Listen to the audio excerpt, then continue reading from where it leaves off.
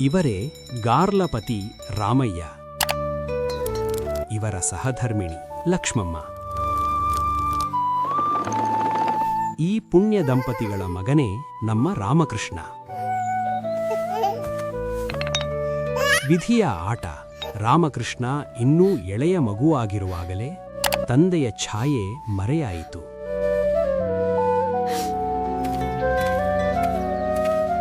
ಗಾರ್ಲಪಾಡು ತೊರೆದ ಲಕ್ಷ್ಮಮ್ಮ ಮಗನ ಜೊತೆ ತನ್ನ ಹುಟ್ಟಿದೂರು ತೇನಾಲಿಗೆ ಬಂದು ನೆಲೆಸಿದರು.